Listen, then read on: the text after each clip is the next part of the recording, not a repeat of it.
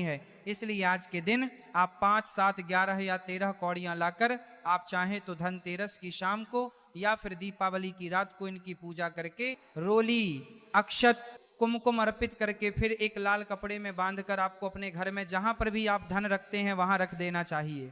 हर साल आप इन्हीं पुरानी कौड़ियों की पूजा कर सकते हैं। हर साल आपको कौड़ियां खरीदने की आवश्यकता नहीं है। यदि आप नई कौड़ियां खरीदना ही चाहते हैं तो पुरानी कौड़ियों को आप जल में प्रवाहित कर दें। छठी वस्तु है श्रीयंत्र।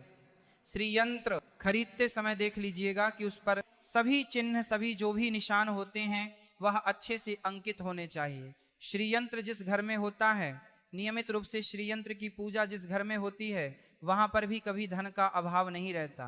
श्रीयंत्र की उत्पत्ति को लेकर धार्मिक पुराणों में उल्लेख मिलता है कि एक बार महालक्ष्मी जी अप्रसन्न होकर पृथ्वी से बैकुंठ लोक चली गई। माता के रुष्ट हो जाने से धरती पर बहुत सारी समस्याएं प्रकट हो गई। ब्राह्मण और महाजन बिना लक्ष्मी जी के निधन हो गए। तब ब्राह्मणों में श्रेष्ठ वशिष्ठ मुनि ने निश्चय किया कि मैं लक्ष्मी जी को प्रसन्न कर पृथ्वी पर वापस ले आऊंगा। जब मुनि वशिष्ठ बैकुंठ में जाकर महालक्ष्मी जी से मिले तो उन्हें पता चला कि महालक्ष्मी जी तो अप्रसन्न है और वह किसी भी स्थिति में पृथ्वी पर आने को तैयार नहीं है। तब वशिष्ठ जी ने वहीं पर बैठकर भगवान विष्णु की आराधना शुरू कर दी। नारायण ने प्रसन्न होकर मुनि वशिष्ठ को अपने दर्शन दिए। वशिष्ठ जी ने श्री हरि विष्णु से कहा कि हम पृथ्वी पर बिना लक्ष्मी जी के बहुत दुखी हैं। हमारे सारे आश्रम उजड़ गए, धरती पर वैभव खत्म होने वाला है। ये सुनकर भगवान विष्णु वशिष्ठ मुनि को साथ लेकर महालक्ष्मी जी के पास गए और उन्हें मनाने की कोशिश की, लेकिन फिर भी महालक्ष्मी जी नहीं मानी। तब उन्होंने कहा कि मैं किसी भी स्थिति में पृथ्वी पर वापस जाने को तैयार ही नहीं हूं।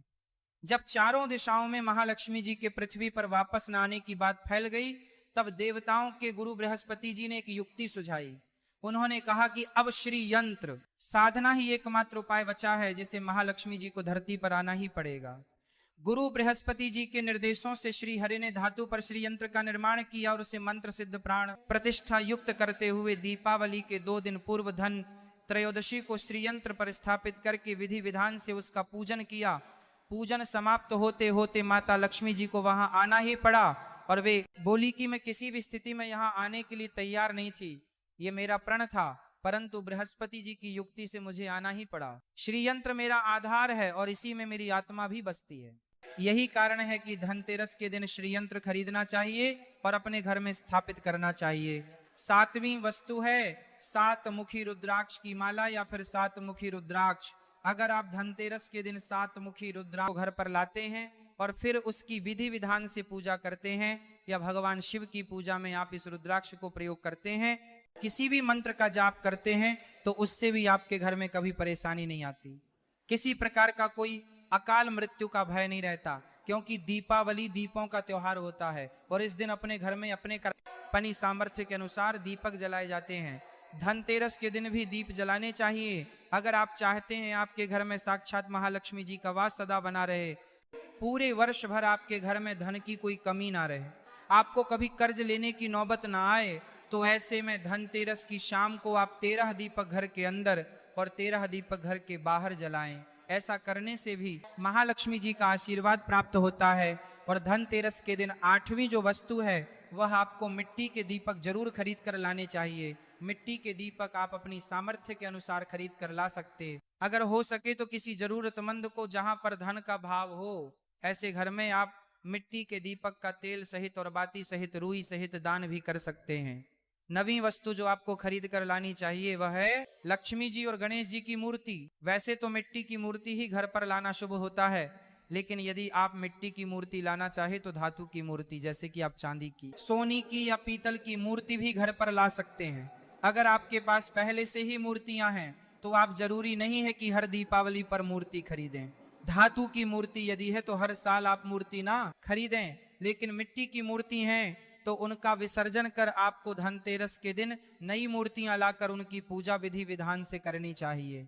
धनतेरस के दिन खरीदी गई नई मूर्तियों की पूजा आपको दीपावली की शाम को करनी चाहिए। धनतेरस के दिन आप भगवान गणेश और मां लक्ष्मी जी की जो मूर्ति खरीदें, वह खरीदते समय यह ध्यान रखें कि दोनों मूर्ति अलग अलग होनी चाहिए और दोनों ही मूर्ति में भगवान गणेश और लक्ष्मी जी बैठी हुई मुद्रा में हो, खड़ी हुई मुद्रा में लाई गई जो मूर्तियां होती हैं वह उग्र स्वभाव की और चंचल मानी जाती हैं। अगर आप खड़ी मुद्रा वाली मूर्तियां लेकर आते हैं तो ऐसे में धन का भाव आप पके घर में लगातार बना रह सकता है।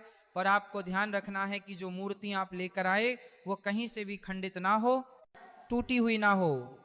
गणेश जी की प्रतिमा खरीदते समय ध्यान रखें कि उनकी जो सूंड है वह बाईं तरफ मुड़ी हुई हो और उनका वाहन मूषक भी उस मूर्ति में जरूर बना हो।